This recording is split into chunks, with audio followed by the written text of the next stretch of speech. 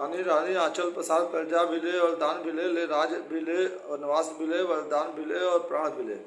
हे रानी आंचल पसार, अपना कर्जा और जो दान है वो सब ले ले, और भरत के लिए सिंहासन ले ले, राजगद्दी ले ले, राम के लिए वनवास ले ले, अपना दोनों वरदान पूरा कर ले और मेरा प्राण भी ले ले। ये महाराज दशरथ जो है रानी कैकेयी को बोलते हैं। यह कहते कहते विकल हुए आ गई निराशा, आशा में कुछ आंख लगे गिर गए वहीं हो गए सुषुप्त अवस्था में। ये कहते हुए महाराज दशरथ कुछ विकल हुए और उनको जो है कुछ निराशा हुई और कुछ उनकी आंख लगी और फिर जो है कुछ बेहोश होकर के फिर गिर गए। जब सूर्योदय हुआ हुए राजसी साज, द्वारे पे नौबत बजी राज तिलक है आज। जब सूर्योदय हुआ और जो है सब जगह महल और पूरा नगर और द्वार दरवाजे सड़क गली सब सजे हुए थे श्री राम जी के राज तिलक के लिए। सबको अभी मालूम नहीं चला था जो यहाँ पर राजमहल में हुई थी बात। तो द्वारे पे राज तिलक के लिए जो है गाजा बाजा बज रहा था।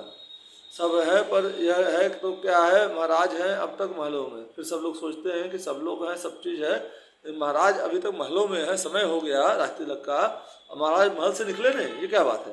टिमटिमा रहा है अभी तलक रजनी का दीपक महलों। अभी तक जो है रात में जो दिया जलाया गया था, उस जमाने में जो भी दिया या लाइट जलाई जाती थी वही तो बुझाया नहीं गया, जल रहा है महलों में।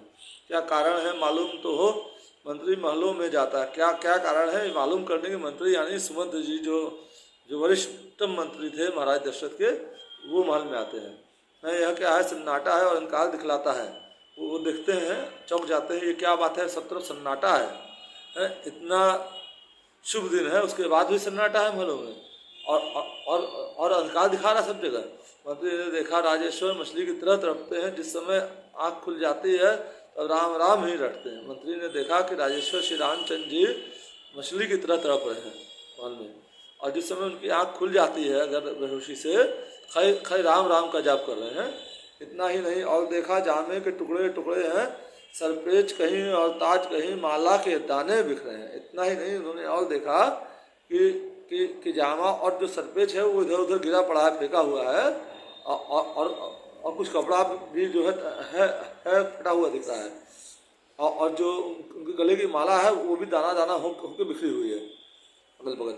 और यह भी देखा सिरहाने कैकेयी खड़ी है बाघिन से, और ये भी देखा कि उनके सिरहाने जो है माता कैकेयी जो है बाघ की तरह खड़ी हुई, बाघिन की तरह खड़ी हुई है। वह भी श्रृंगार विहीना है, भयदायिनी विकट विशाचिनी सी। यह दृश्य देखकर मंत्री भी हैरान हो गया महलों में। और वो भी जो है कैकेयी माता जो खड़ी थी बिना श्रृंगार के खड़ी थी, और भयदायिनी विकट विशाचिनी जैसी लग रही थी, बाल सब बिखरे हुए थे जो है। और ये दृश्य देखकर मंत्री यानी जो वरिष्ठतम मंत्री सुमंत जी हैरान हो गए महल में आकर। आया तलाश में राजा की और आप हो गया महलों में। कुछ देर बाद हसमला पूछा कैकेयी से, माता यह क्या है। और फिर महाराज दशरथ को पूछने तलाश करने आया था, मगर महलों में सुमंत जी खुद ही खो गए। और कुछ देर बाद संभले तब कैकेयी माता से पूछते हैं, माता ये क्या है। बाहर नक्कारे बजते हैं महलों में दिखलाता यह क्या। रानी बोली, राम को लाओ यहाँ बुलाए। जब सुमंत जी ने महारानी कैकेयी से पूछा कि जो है बाहर नक्कारे बज रहे हैं, धूमधाम है, और महाराज दशरथ जो है रामचंद्र जी को युवराज पद देने वाले हैं, राज तिलक करने वाले हैं, और इतने बाजे बज रहे हैं, तो महल में ये क्या हाल है, क्या बात है। तब महारानी कैकेयी ने कहा कि राम को यहाँ बुलाओ पहले, जब वो आएगा यहाँ सब कारण खुल जाए, जो आज्ञा कहकर चला मंत्री शीश नवाए। जब वो यहाँ आएगा तो सब कारण खुल जाएगा, जो आज्ञा कह करके सुमंत्र जी शीश नवा के वहाँ से चले। चलता है पर सो गए पाँव न चलते हाय, उदय हुआ था जिस जगह सुख का स्वच्छ प्रभात। सुमंत्र जी को भवन से बाहर निकल करके श्री रामचंद्र जी के कमरे में या महल की तरफ जा रहे हैं उनको बुलाने के लिए, मगर उनके पाँव जो है जो सो गए हैं, उनसे चला ही नहीं जा रहा है। और होती है अब उस जगह दुख की काली, उदय हुआ था जिस जगह सुख का स्वच्छ प्रभात, होती है अब उस जगह दुख की काली रात। सुबह जो सूर्य उदय हुआ था तो वो सुख का स्वच्छ प्रभात था, सबको ये मालूम था कि आज श्री रामचंद्र जी का राज तिलक होना है। उस हिसाब से नगर सजा था, महल सजा था, दरबार सजा हुआ था और नगाड़े बज रहे थे, ढोल ताशे बज रहे थे और जो है माला फूल सब लगा हुआ था। और उस जमाने में इतना श्री रामचंद्र जी राजा होने वाले थे और जहाँ माता लक्ष्मी हो साक्षात जैसे जनकपुर में और मतलब अब तो माता लक्ष्मी अयोध्या में ही आ गई थी विवाह के बाद, और श्री रामचंद्र जी लक्ष्मीपति थे, तो वहाँ किस चीज़ की कमी भला होती। वहाँ पर जो है अब जो है सूर्य तो बहुत अच्छे से उदय हुआ था, सबको बहुत अच्छा लग रहा था, लेकिन होती है अब उस जगह दुख की काली, लेकिन उस जगह अब दुख की काली रात आ गई है। मंत्री ने जाकर कहा, उठे शीघ्र सुकंद आए माँ के सामने राम सच्चिदानंद। मंत्री सुमंत्री जी ने जाकर श्री रामचंद्र जी को संदेश दिया कि हे सुकंद उस शीघ्र उठे। और श्री रामचंद्र जी फिर जो है माँ यानी माता कैकेयी के पास आए। देखा बेहोश पिताजी हैं, माँ की त्योरी है चढ़ी हुई, वह शिकार है पड़ा हुआ और वही शिकारिनी खड़ी हुई।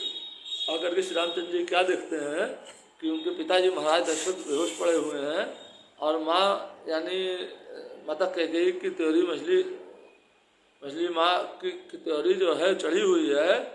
ऐसा जान पड़ रहा है कि शिकार सामने पड़ा हुआ है और शिकारी वहाँ खड़ी उसके सिर पे। अच्छे बेटे ने पहले तो रजली माता के चरणों की, फिर पास पिताजी के जाके उंगली चूमी उन पाँवों की। और श्री रामचंद्र जी ने एक अच्छे बेटे का कर्तव्य निभाया और पहले माता कैकेयी का चरण छुआ, उनके चरण की रज ली और फिर अपने पिताजी के पास जाकर के उनके पाँवों की उंगली चूमी। कहा, पिता क्या हाल है, क्यों हो तुम बेहोश, मुझे देखते भी नहीं हो ऐसे खामोश। और फिर पूछते हैं अपने पिताजी से श्री रामचंद्र जी, हे पिताजी आपने क्या हाल किया है, आप क्यों बेहोश हैं, आप मुझे देख भी नहीं रहे हैं, बिल्कुल खामोश से कुछ बोल नहीं रहे हैं। हे पिता क्या हुआ तुम्हें, क्यों तुमको मूर्छा आई है। हे पिता आपको क्या हुआ, आपको मूर्छा क्यों आई है, क्या किसी रोग ने घेरा है या कुछ तबीयत घबराई है, कुछ रोग ने घेरा है, कुछ तबीयत घबराई है। मेरा चैनल ज़्यादा लाइक करें, सब्सक्राइब फॉलो कर सके आप लोग।